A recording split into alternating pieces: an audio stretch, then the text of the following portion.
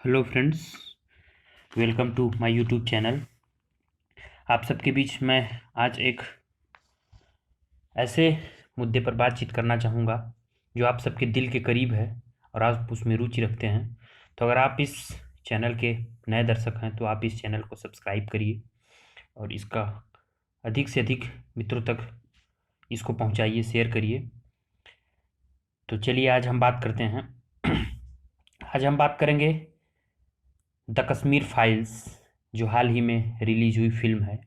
यह फिल्म विवेक रंजन अग्निहोत्री ने डायरेक्ट की है और उनके निर्देशन में बनी इस फिल्म के जो प्रमुख कलाकार हैं अनुपम खेर हैं, पल्लवी जोशी हैं, दर्शन कुमार हैं, मिथुन चक्रवर्ती हैं, पुनीत इस्सर हैं, अतुल श्रीवास्तव हैं। तो कश्मीर फाइल की जो मूवी है उसमें आपको क्यों देखना चाहिए या उसमें ऐसा क्या है जो एक स्टूडेंट को या एक युवा को जानना ज़रूरी है, देखना ज़रूरी है। भाई कुछ तो इस फिल्म में बात होगी कि इतनी इसकी चर्चा हो रही है देश में और अच्छे अच्छे लोग इसको सजेस्ट करें इस मूवी को देखने के लिए। तो इस ये जो वेब सीरीज बनाई गई है, इसके जो निर्माता और निर्देशक हैं रंजन अग्निहोत्री, उन्होंने इससे पहले एक ताशकंद फाइल्स नाम की फिल्म बनाई थी जिसमें उन्होंने पूर्व प्रधानमंत्री लाल बहादुर शास्त्री की रहस्यमयी मौत के पीछे राजनीतिक कारणों की पड़ताल की थी। अब ये उनकी दूसरी फिल्म है द कश्मीर फाइल्स, सिनेमाघरों में रिलीज हो चुकी है। और ये कहानी है इसकी जो 19 जनवरी 1990 की तारीख कश्मीर में जो इतिहास का काला अध्याय के रूप में दर्ज किया गया तारीख है, जिसमें कट्टरपंथियों ने मजहब और भारत विरोध के नाम पर कश्मीर की आज़ादी की मांग करते हुए कश्मीरी पंडितों का नरसंहार किया था।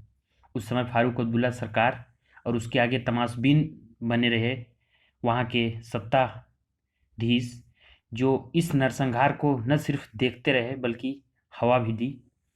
आप खुद सोचिए, अगर आपको कहा जाए कि आप अपने मनपसंद की चीज़ें नहीं खा सकते, चीज़ें नहीं पहन सकते, आपको बोलने पर प्रतिबंध लगा दिया जाए, आपको अपने घर से बेदखल कर दिया जाए, तो आपको कैसा फील होगा।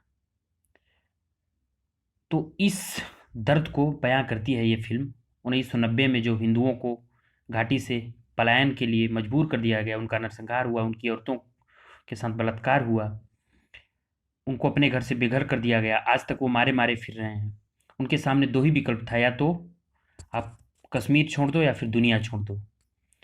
तो उस पीड़ा को विवेक अग्निहोत्री जी ने या विवेक रंजन जी ने फिल्म के माध्यम से दिखाने की कोशिश की है।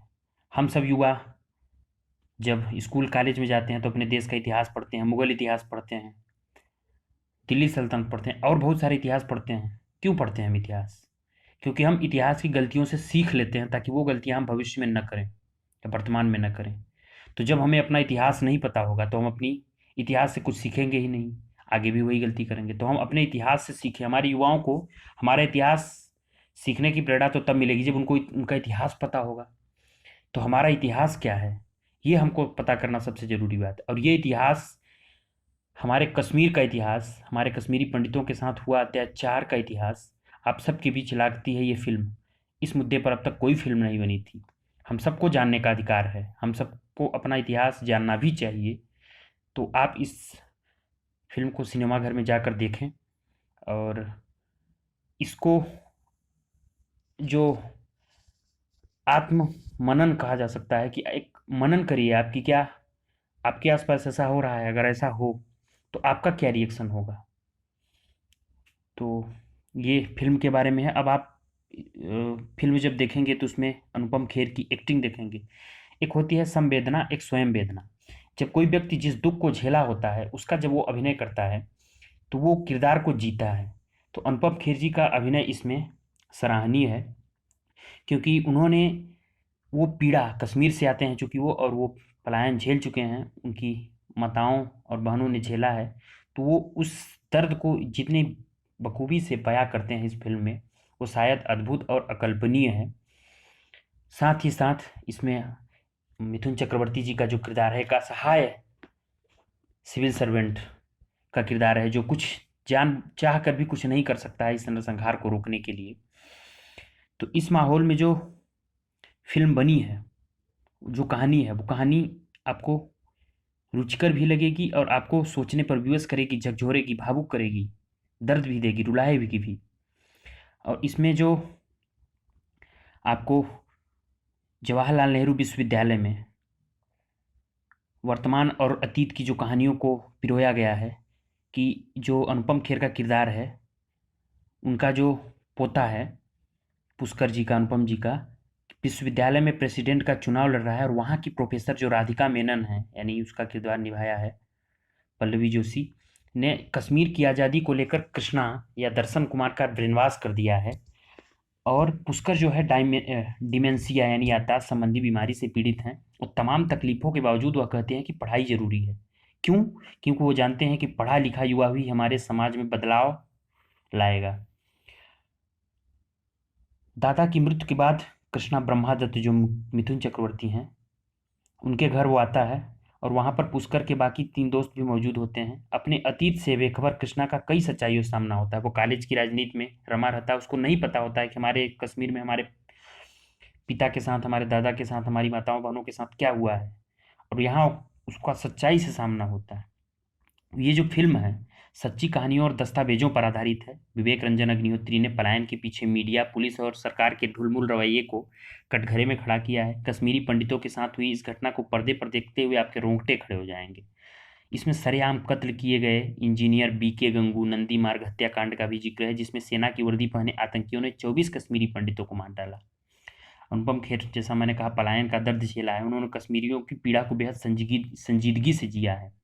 और लाचार आईएएस अफसर की भूमिका मिथुन चक्रवर्ती के किरदार ने तो न्याय ही किया है।